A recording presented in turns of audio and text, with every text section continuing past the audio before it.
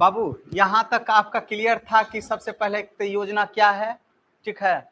मतलब यहाँ as a student के रूप में तुम लोग देखता है तो बिना योजना का तो तुम्हारा जिंदगी असफल है। बिना प्लान किए हुए कुछ चल सकता है? नहीं चल सकता है। उसमें भी ये हमारा हो गया था। क्यों जरूरी है? तो यदि लक्ष्य को प्राप्त करना है तो हमको प्लान बनाना ही पड़ेगा, चाहे हम हो कि भारत सरकार हो कि मम्मी पापा हो कि कोई भी हो।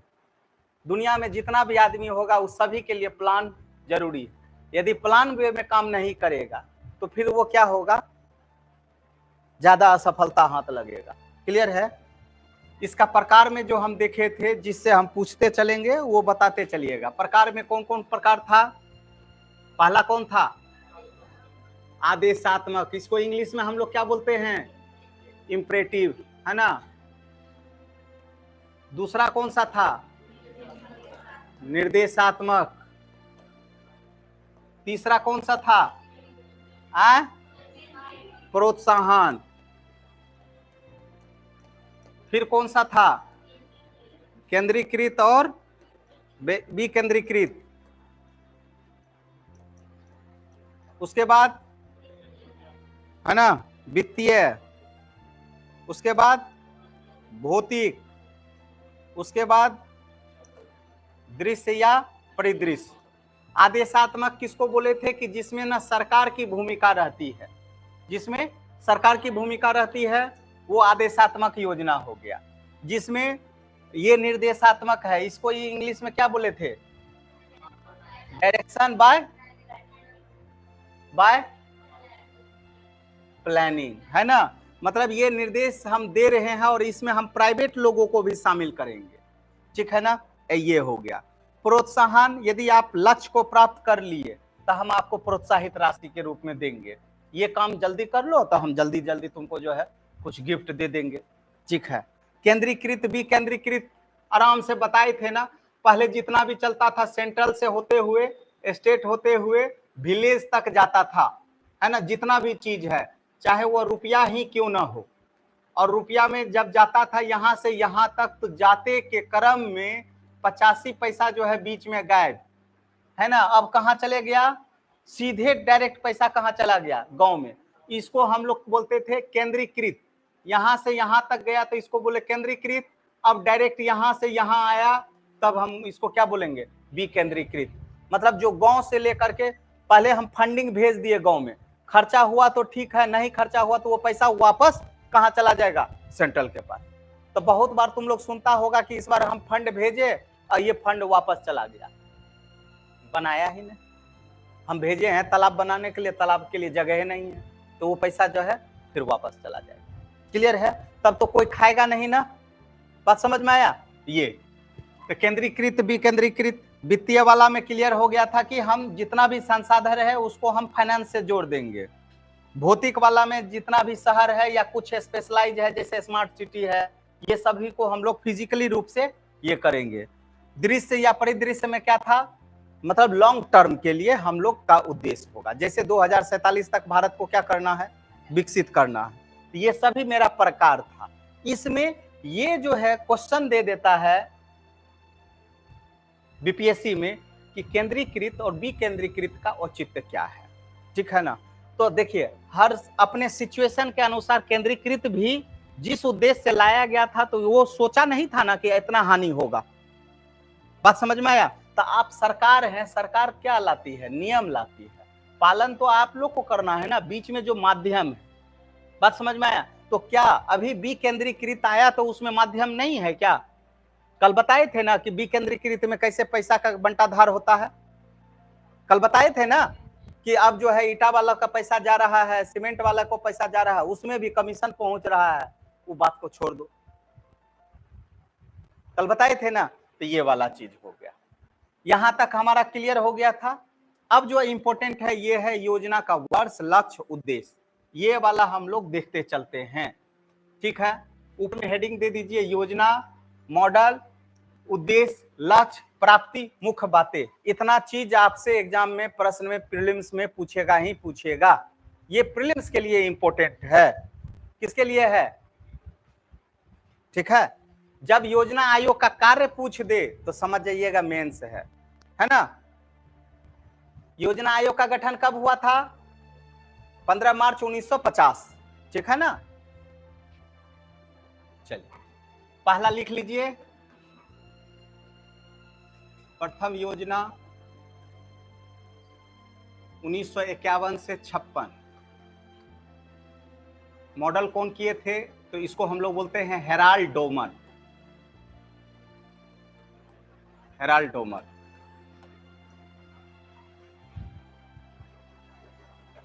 हेराल्ड डोमर मॉडल आपसे क्वेश्चन ही दे देगा कि प्रथम पंचवर्षीय योजना के मॉडल कौन प्रस्तुत किए थे, तो राइट आंसर क्या होगा? Herald Domar.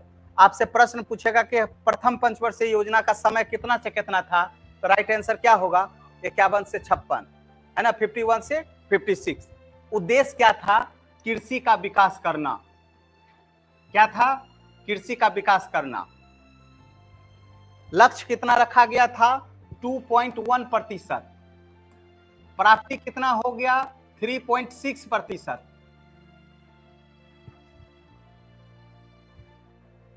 खास बात क्या रहा कि इसमें ना नंबर 1 भाखरा नांगल परियोजना, भाखरा नांगल परियोजना,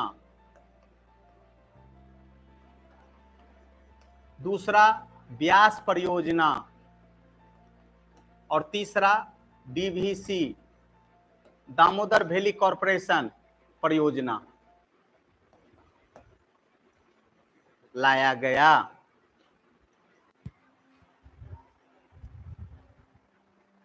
जब हम लोग आजाद हुए तो हम लोग कैसी अर्थव्यवस्था को अपनाए? मिश्रित अर्थव्यवस्था को। तो मिश्रित अर्थव्यवस्था को अपनाए तो पहला एम क्या बनाए कि पहले हमको कृषि का डेवलपिंग करना, इसलिए कि भारत क्या है? कृषि प्रधान देश है। भारत क्या है? कृषि प्रधान देश है। और इसका जो मॉडल प्रस्तुत किए थे वो कौन किए थे? Herald Domar. कौन किए थे? मुंह से बोलो, हेराल्ड डोमर। इसका समय कब से कब? 51 से 56। उद्देश्य था कि हमको कृषि का ज्यादा से ज्यादा क्या करना है? विकास करना है। लक्ष्य कितना रखा गया था? प्राप्ति कितना हुआ? इसका मतलब ये हम लक्ष्य से भी जो है ज्यादा प्राप्ति कर लिए, तो ये योजना मेरे लिए सफल रहा कि असफल रहा? सफल रहा। क्लियर है ना। तो आपसे ऐसा प्रश्न पूछ देगा कि इनमें से कौन सा योजना सफल है, कौन सी योजना असफल है, असफल में भी भयानक असफल है, नहीं समझे? बोला कि पहला पंचवर्षीय योजना में हमारा लक्ष्य था, उद्देश्य था कृषि का। अब ऐसा करते हैं, दूसरा हम बनाते हैं उद्योग से, ठीक है ना। दूसरा किससे? उद्योग से। दूसरा का 56 कब से कब तक आ जाएगा बाबू? 1956 से लेकर के 5 साल जोड़ दो, कितना के लिए? 61 के लिए। और इसका तैयार कौन किए थे? तो पीसी महालबोलिस, महाबोलिस, पीसी महाबोलिस। उद्योग मतलब उद्देश्य क्या था? उद्योग का विकास करना। लक्ष्य कितना रखा गया? 4.5%। प्राप्त कितना हुआ? 4.1%। खास बात बाबू, इसके तहत 3 उद्योग स्थापित किए गए। राउरकेला स्टील सिटी, दुर्गापुर और भिलाई। बताए थे पहले। राउरकेला कहां है? राउरकेला वेस्ट बंगाल में है। राउरकेला उड़ीसा में, दुर्गापुर वेस्ट बंगाल, भिलाई छत्तीसगढ़। बताए थे ना। ठीक है। राउरकेला किसके सहयोग से बना है? गुड, बहुत बढ़िया, यहां लिख लो, जर्मनी के सहयोग से। दुर्गापुर किसके सहयोग से बना है? हाँ ना, दुर्गापुर ब्रिटेन के सहयोग से। अब भिलाई, भिलाई रूस के सहयोग। जर्मनी राउरकेला, दुर्गापुर जो है ब्रिटेन के सहयोग से, और ये सोवियत संघ रूस से। ये 3 स्टील सिटी द्वितीय पंचवर्षीय योजना में लाई गई थी। यदि हम आपसे प्रश्न पूछेंगे कि बोकारो स्टील सिटी किसके सहयोग से बना है, Bokaro steel city, Bokaro steel city तो रूस के सहयोग से। किसके सहयोग से? रूस के सहयोग से। लेकिन अब यदि आपसे प्रश्न पूछेगा, सुनो इधर ध्यान देना थोड़ा, यदि आपसे प्रश्न पूछा इनमें से कौन सा द्वितीय पंचवर्षीय योजना के तहत उद्योग नहीं है, तो राइट आंसर क्या होगा? बोकारो। बोकारो तो है लेकिन आगे जाएंगे तो 5वीं पंचवर्षीय योजना में बनेगा। क्लियर है? ये हमारा दूसरा में नहीं है, दूसरा में 3 ही बना है। कौन कौन? राउरकेला, दुर्गापुर और भिलाई। क्लियर? चले आगे बढ़े, कोई दिक्कत? पहला का उद्देश्य क्या था, दूसरा का उद्देश्य क्या था, अब तीसरा हम लोग करें। ठीक है, तीसरा हमारा कब से कब तक है? 1961 से लेकर के 66 तक। बोला इस बार ना हम दोनों मिला देते हैं, कृषि प्लस उद्योग। लक्ष्य कितना रखा? 5.6%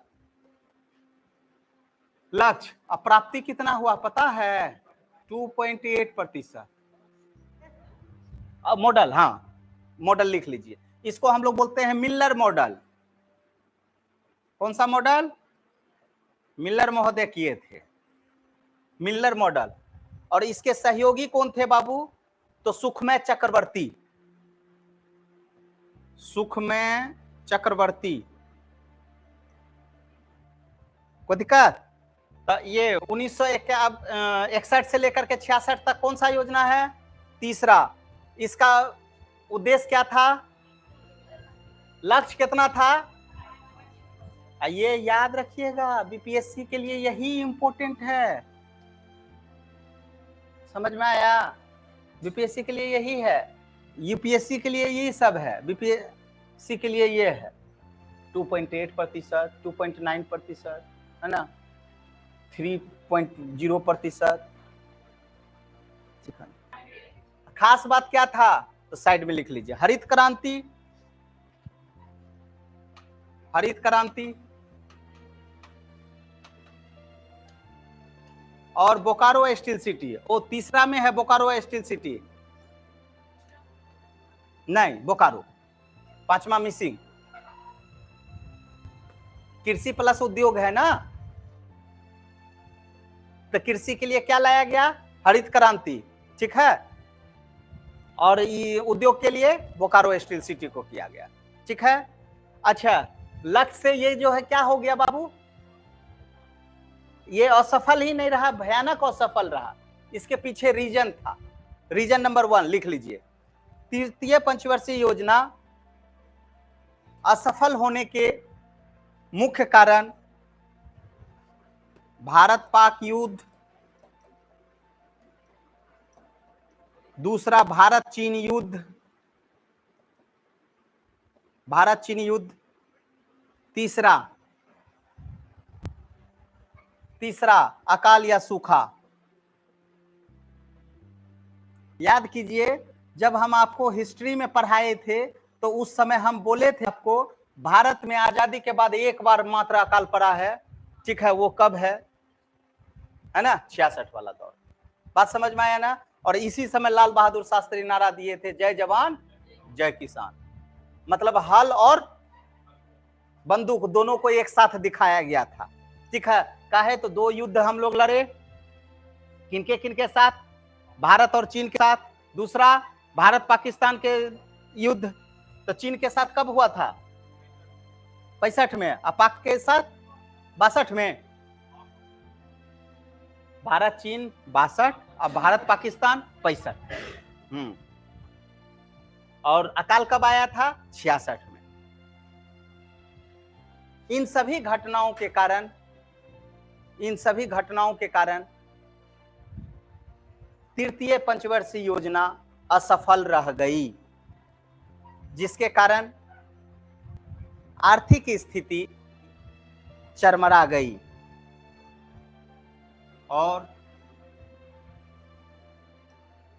पंचवर्षीय योजना को स्थगित कर दिया गया। उसके बाद तत्कालीन योजना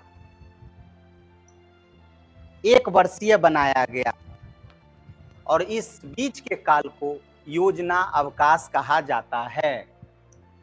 66 से लेकर के 69 तक के पीरियड को योजना अवकाश कहा जाता है। मतलब एक एक साल का बनाया, 66, 67, 67, 68, 68, 69। नहीं समझे? अब हमारा चौथा पंचवर्षीय योजना कब से स्टार्ट होना चाहिए था? 66 से, ठीक है, लेकिन अब हमारा कब होगा? 69 से होगा। कब से होगा? 69 से। तो 3 पंचवर्षीय योजना क्लियर है? हाँ?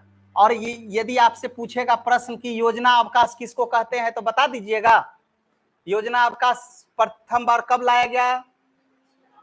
66-67 में, ठीक है। 66 से लेकर के 69 तक के पीरियड को क्या कहा जाता है? ऐसा क्यों कहा गया? आर्थिक स्थिति चरमरा गई थी, जिसके कारण हम लोग लक्ष्य को प्राप्त नहीं कर पा सक रहे थे, जिसके कारण लक्ष्य रखा गया 1-1 वर्ष में हम लोग पूर्ति करेंगे। बात समझ में आया?